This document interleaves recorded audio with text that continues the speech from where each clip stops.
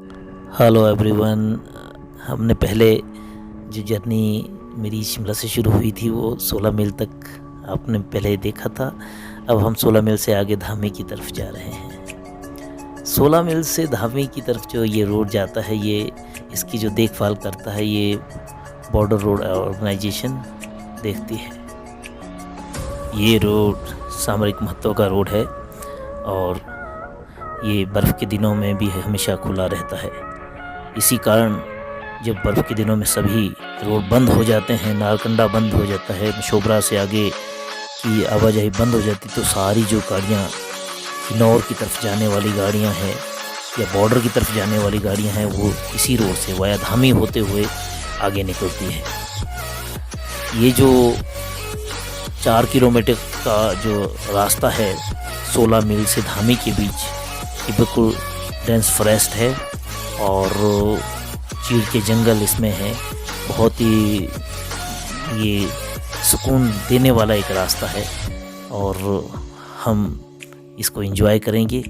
हम सभी family members आज आगे इस आउटिंग पे निकले हैं और आपको भी साथ ले चलते हैं। ये देखो कितना सीधा रोड, बीच में बहुत अच्छा ये रोड आता है और इन्हीं पेड़ों के बीच से गुजरते हुए हम धामी की ओर अग्रसर है। यहीं आगे एक जगह जंगल में पानी का भी एक चश्मा है और गर्मी के दिनों में यहाँ बहुत ठंडा पानी होता है। आप कभी भी आएँ तो यहाँ पे 2 पानी के चश्मे, एक ये जो आपको नज़र आ रहा है और एक इसके आगे धामी से थोड़ा सा पीछे बाग जगह है, वहाँ पे बहुत ही स्वादिष्ट पानी और बहुत ठंडा पानी। ये कहते हैं कि बान के बीच जो पानी के सोर्सेज होते हैं, ये सच में बहुत ही स्वादिष्ट पानी होता है इसका। तो अब हम आगे अग्रसर है धामी की ओर। दोस्तों, धामी का अपना ही महत्व है और आपने सुना होगा, इतिहास में भी इसका नाम है। धामी गोलीकांड के नाम से आपने इतिहास में ज़रूर पढ़ा होगा। तो आज हम कुछ इस तरह की बात धामी पहुंचकर करेंगे। खैर, अभी सुहाने सफ़र का मज़ा लेते हैं और इस ग्रीनरी को एंजॉय करते हैं, इस सफ़र को एंजॉय करते हैं।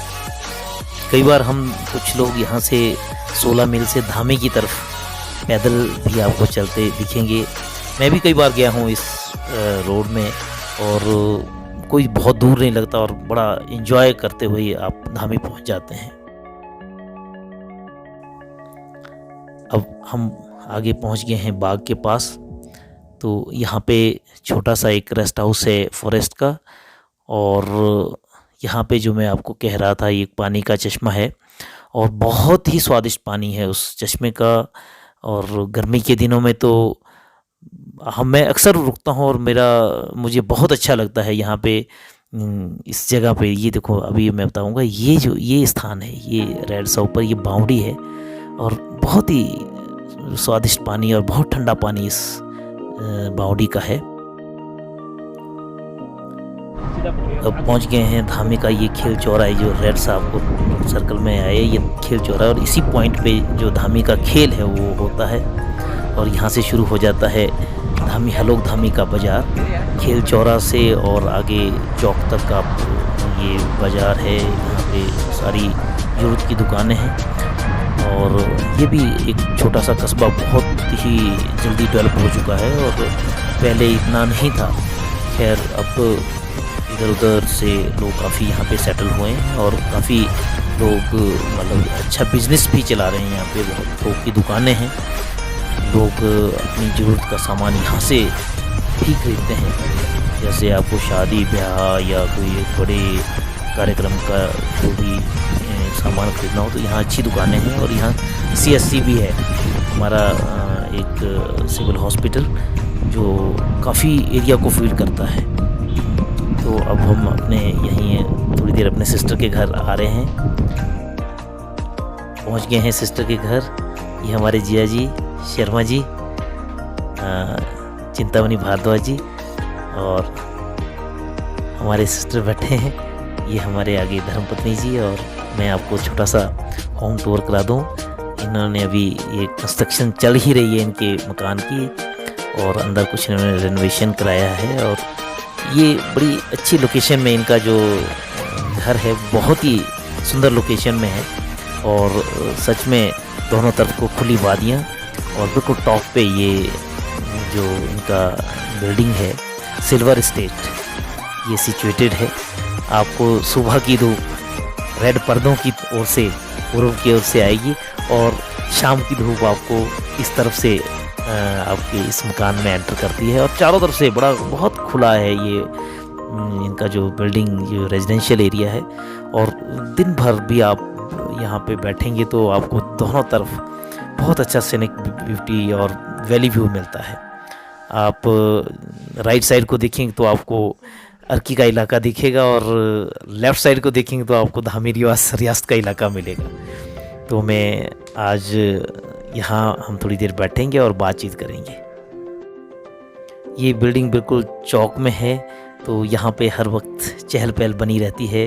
आप बाहर देखेंगे तो आपको बहुत सारे लोग नज़र आएंगे। बाज़ार है क्योंकि बहुत जो हैपनिंग एरिया वो इसी जगह पे है। धामी का यहाँ का अपना एक महत्व है, क्योंकि ये धामी जो रियासत है उसका हेडक्वार्टर भी हुआ करता था। यहाँ पे जो धामी रियासत को जो गवर्न करते थे जो राजा, उनका महल भी यहीं पे स्थित है। और जो आपने गोलीकांड सुना होगा, आपको सभी जानते हैं धामी गोलीकांड के बारे में सुना ही होगा, वो भी इसी स्थान पे यहाँ पे घटित हुआ था। तो एक्चुअल में ये धामी जिसको हम धामी एक्चुअल में बोलते हैं, वो हलोग जगह है। और हलोग जगह शिमला से लगभग 27 किलोमीटर के लगभग सिचुएटेड है। और यहाँ ये जो लोकेशन है धामी की, बिल्कुल एक एज पे हैं, पहाड़ी की बिल्कुल एज पे हैं, बिल्कुल टॉप में हैं। इससे आपके एक तरफ आपको अर्की का इलाका जो वैली व्यू है वो दिखता है, और दूसरी तरफ धामी का अपना इलाका नज़र आता है, जो इसकी रियासत का ओल्ड जो धामी रियासत जिसको हम कहते हैं, उस तरफ का इलाका नज़र आता है। तो धामी रियासत के बारे में हम अभी, या धामी रियासत या हलोग धामी के बारे में हम अभी जानेंगे चिंतामणि भारद्वाज जी से। हमारे जिया जी है बैठे हैं। तो अभी आज हम इन्हीं के घर आ रखे हैं यहाँ पे धामी में। धामी हम बोलते हैं, एक्चुअली ये खेल का चौरा हलोग है, हलोग जगह है। धामी तो एक रियासत का नाम है, परंतु इस हलोग जो धामी है, हलोग है जो, उसको आम लोग धामी के नाम से जानते हैं। तो मैं अब शर्मा जी से पूछना चाहूँगा, भारद्वाज जी से पूछना चाहूँगा कि यहाँ की क्या खासियत है। यहाँ वैसे बड़ा हैपनिंग, हमारे पूरे इलाके का सबसे जो हैपनिंग एरिया, या बहुत सारे जो समारोह, या जो एक सेंटर प्लेस जिसको कहेंगे, वो धामी, हलोग धामी है। तो मैं इनसे पूछूंगा कि यहाँ पे और क्या क्या यहाँ की जो विशेषता है, इस स्थान की जो विशेषता, आप प्लीज़ बताएं। नमस्कार जी। धामी रियासत की तो एक अपनी ही हिस्ट्री है। जैसा कि आपको पता ही है कि स्वतंत्रता संग्राम में भी धामी रियासत का बड़ा योगदान रहा है। अमूमन वैसे सभी लोग यहाँ से परिचित हैं। एक बड़ी रियासत हुआ करती थी, और इस रियासत का इलाका बहुत लंबा चौड़ा था, तो इसको धामी रियासत के नाम से जानते थे। लेकिन जो पर्टिकुलर एरिया है उसको हलोग के नाम से जानते हैं। तो धामी में गोलीकांड के बारे में भी सुना होगा। इसकी अपनी हिस्ट्री है, एक हिस्टोरिकल प्लेस भी है। कभी यहाँ पे अंग्रेज़ों का आगमन, बल्कि कभी क्या आजकल भी होता है, जब भी जितने भी हमारे ब्रिटिशर जो लोग हैं वो घूमने शिमला आते हैं, तो उनका भी धामी का एक अपना टूर होता है, अभी तक भी है।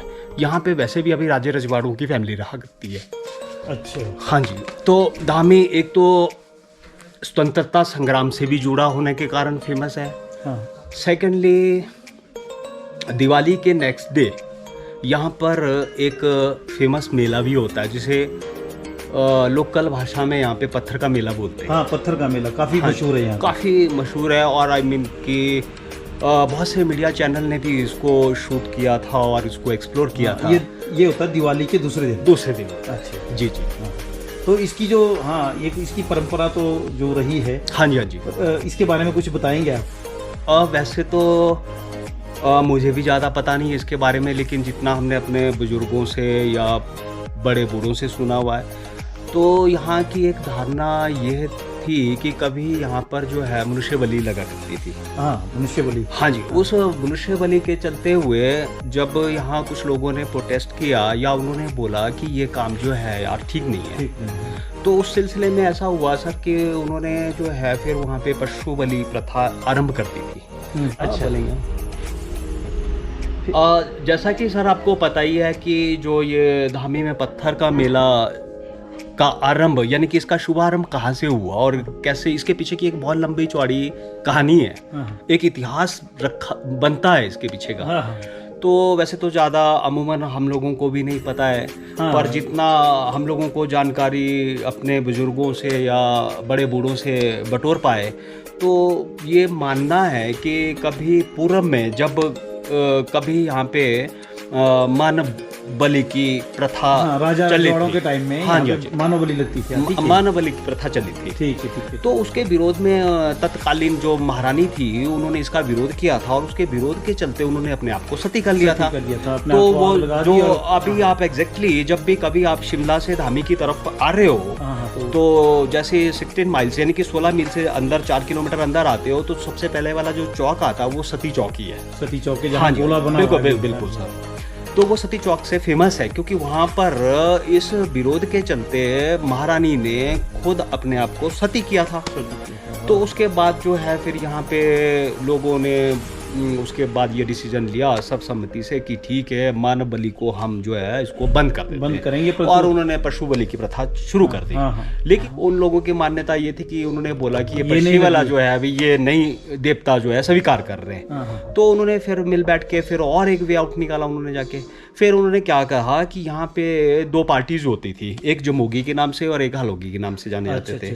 तो उन्होंने बोला कि चलो मानव बलि प्रथा तो थी लेकिन इसका बहिष्कार कर रहे थे, तो उन्होंने बोला कि क्यों ना इसको ऐसा करें कि अगर यहाँ के देवी देवता मानव खून से ही खुश होते हैं, तो उन्होंने इसको एक खेल रूपी में धारण कर लिया था। आई मीन कि हर साल जो है एक पत्थर का मेला की 2 पार्टी होती है, 2 गुटों के ऊपर होता है। तो ढोल नगाड़ों के साथ में दिवाली के अगले दिन जो है जमोगी भी आते हैं और हलोगी भी आते हैं। यहाँ के देवी देवता और स्थानीय देवता की पूजा करके वो आते हैं, खूब अच्छे अपने नए कपड़ों में जोश और उमंग के साथ आते हैं। और फिर दोनों तरफ से फिर इसमें पत्थरबाजी होती है। और जिस भी पार्टी को या गुट को वो जो पत्थर चोटिल होते हैं लोग और खून निकलता है, तो उस खून से माता का तिलक जो है अभिषेक किया जाता है। ये है इसके असली। ये लेकिन आज दिन तक के इस इतिहास में मैं आपको ये भी बता देता हूँ कि कम से कम जो ये पत्थर का मेला या जो खेल का जो ये मतलब सारा प्रोग्राम होता है, आई मीन कि जितना भी ये चलता है, तो इसमें टोटली फ्रीली इसमें पत्थर यूज किया जाता है। और ये एक अपने आप में एक अलग से अद्भुत मेला है, एक बहुत जहाँ पे दोनों तरफ से सबसे बड़ी बात है कि इतने सालों से ये प्रथा चली आ रही है या इस मेले को हम सेलिब्रेट कर रहे हैं। गंभीर चोट कभी नहीं, आज दिन तक कभी भी किसी को गंभीर चोट, आई मीन कि अभी तक कोई ना तो किसी की मतलब कोई हताहत हुआ इसमें, ना कोई सीरियसली कोई मतलब नहीं, आई मीन कि कोई सीरियस इंजरी नहीं हुई, कोई डैमेज नहीं हुआ। बस खाली सिर्फ उसमें ऐसा होता है कि चोटिल होते हैं, लेकिन उसका फिर तिलक अभिषेक करने के बाद उसको एक फर्स्ट एड देने के बाद वो बिल्कुल तुरंत जो है वो स्वस्थ हो जाता है। तो ये प्रथा चली। तो इसमें जो धामी का जो खेल बोलते हैं हम, जिसको धामी खेल कहते हैं, तो इसमें मेरा आते पूरे इलाके से, भज्जी से लोग आते हैं, धामी से लोग आते हैं, अर्की से लोग आते हैं, दूर से आते हैं, दूर से लोग आते हैं। ये प्रथा तो थी तब की, लेकिन अब तो जैसे ही मीडिया भी इतना मतलब चलन में है, जहाँ जहाँ तक इसका प्रचार और प्रसार हो रहा है, तो लोग तो दूर, आई मीन कि मैं तो इतना कहूँगा कि ये खाली इलाके को ना छोड़ के सराउंडिंग के दूसरे जिलों से, राज्यों से ये भी लोग देखने आते हैं, फॉरेन से भी आते हैं। ये अपने आप में एक अद्भुत सा खेल है और इसको देखने के लिए सच में एक बहुत लोगों वैसे देखने में तो एक ये अजीब सा मतलब लगता है कि लेकिन इसकी अपनी एक महत्वता है और एक अपनी परिकाष्ठा है इसकी, और एक अपना इम्पैक्ट, आस्था बोले यहाँ लोगों का देवी देवता के प्रति बोले या इस खेल के प्रति बोले, तो ये बनाए हुए सर अपने। क्या बात है, जी बात। अच्छा, तो अभी मैं भारद्वाज से ये जानना चाह रहा हूँ कि धामी गोलीकांड भी यहाँ हुआ है। हाँ तो जी, ये हाँ भी जी। एक ऐतिहासिक घटना थी।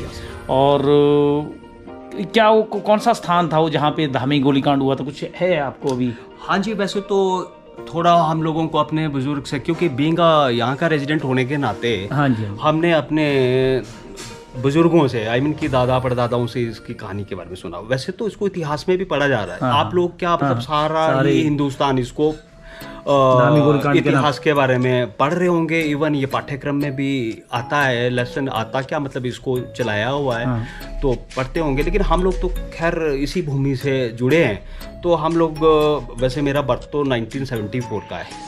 तो हमारे जो फादर है या हमारे दादाजी हैं या परदादा जो पुराने लोग हैं, हाँ। उनसे हमने इधर जो कहानी में ही उन्होंने हमें बताया, यहाँ का सुना, सब कुछ बताया है कि उन्होंने मतलब किस टाइप का दौर देखा है। हाँ हाँ। तो उस टाइम तो ये वैसे भी राजा महाराजाओं का राज हुआ करता था। छोटे छोटे रियासतों में बंटा हुआ था सारा इलाका। ये धामी रियासत होती थी। इधर से थोड़ा आगे 9-10 किलोमीटर के डिस्टेंस पे भज्जी रियासत शुरू हो जाती थी। यहीं बिल्कुल इसी बॉर्डर से थोड़ा सा 2.5 किलोमीटर के डिस्टेंस पे आप चले जाएंगे तो वो बागल रियासत आ जाती है। बागल से बिल्कुल छोटे, हाँ जी, पूरा हिमाचल के छोटी छोटी रियासतों में बटा हुआ था। बिल्कुल। तो उसी रियासत के चलते हम लोगों का जो रहन सहन था हमारा या पाला पड़ा या हम लोग जो जुड़े थे वो धामी रियासत से। बिल्कुल। तो ऐसा तत्कालीन ऐसा हुआ था कि जब देश में अंग्रेजों का भी दौर था, इन्होंने भी अपना बिजनेस बढ़ा दिया था। तो इन्होंने छोटे छोटे राजाओं को अपने साथ जोड़ लिया था। और तत्कालीन जो वायसराय हुआ करते थे, इन्होंने ग्रीष्मकालीन राजधानी को शिमला भी बना लिया था। और शिमला के डिस्ट्रिक्ट में जो इधर उधर की छोटी छोटी रियासतें थी, इन्होंने सब राज्य रजवाड़ों को अपने में मिला लिया था। ये तो हाँ जी बिल्कुल, ये एक फैक्ट है ये। हाँ बिल्कुल। तो उनको बढ़ाना होता था तो ये भोग विलासी होते थे राज्य रजवाड़े, इनको कुछ लेना नहीं होता था। लगान की प्रथा हुआ करती थी। तो ये लोग लगान लून इकट्ठा करते थे और ये मौज मस्ती के लिए अंग्रेज लोग भी कभी इनकी रियासत में, यानी कि जैसे कि तो हम तो धामी रियासत में, यहाँ धामी के राजा हुआ करते थे, उनका आना जाना बरकरार रहता था। बल्कि यहाँ पे शिकार ये जो पीछे का जो घाटी तो अंग्रेज जो जितने भी है ये सारा शिकारगाह हुआ करता था। शिकारगाह, और जिसका अरेंजमेंट यहाँ के जो राजा तत्कालीन जो भी राजा हुआ करते थे वो उनकी देखरेख में सारा हुआ। हाँ बिल्कुल बिल्कुल। तो बेगार प्रथा थी। हाँ जी, बेगार प्रथा थी। सब लोगों को जो है जब भी कभी ऊपर से बुलावा आता था राजमहल, जैसा का तैसा अपने घर में अपने आप काम को छोड़ के जाना पड़ता। वो उस टाइम की स्थिति जो हमारे बुजुर्ग बताते हैं सर, बहुत ही दयनीय थी। घरों में आप लाइट तक नहीं जला, लाइट तो थी नहीं लेकिन दीपक तक नहीं जला सकते ये कुछ। अब जो भी कोई आपका हैपनिंग एक्टिविटीज, आई मीन कि जैसे भी कोई आपका घर में कोई फंक्शन समारोह तो आप ऊंचा नहीं गा सकते थे, बजा नहीं सकते थे। ये स्वतंत्रता नहीं थी स्वतंत्रता। इवन आप समृद्ध भी है तो ज्यादा पैसा आप अपने पास नहीं रख सकते थे, एक लिमिटेड जैसा था सर, सब ऐसा था। तो हुआ यूं कि तब उस टाइम जैसे कि आज़ादी का बिगुल तो बज ही चुका था। ये बात है सन 1939 की सर, जब भागमल सोठा जी होते थे टूटूस के उधर, उन्होंने एक सिरमौर में भी थी प्रेम प्रचारण समिति थी और उनका नेतृत्व भागमल सोठा जी कर रहे थे।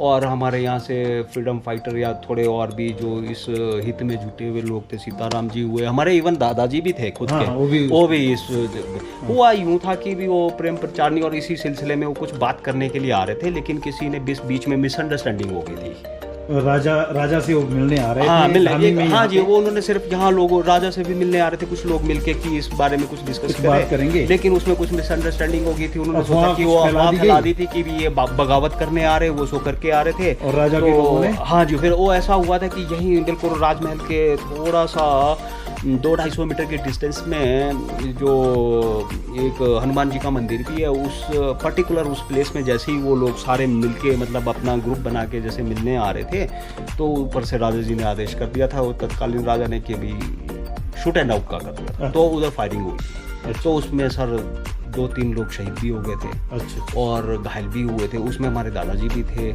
उनको भी गोली लगी थी।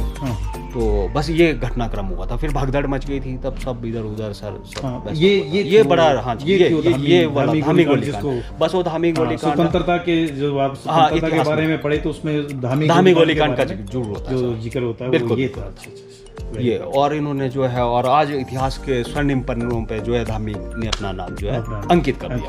बिल्कुल। इस तरह आज मेरा ये धामी का टूर यहीं तक था। शर्मा जी से, भारद्वाज जी से बात हुई और आपने हमारे को धामी गोलीकांड और धामी के बारे में, धार्मिक खेल के बारे में बताया, तो बहुत मज़ा आया ये सब कुछ जान के। ये 2 पल बातें हुई और बातों के साथ कुछ जानकारियाँ भी मिली।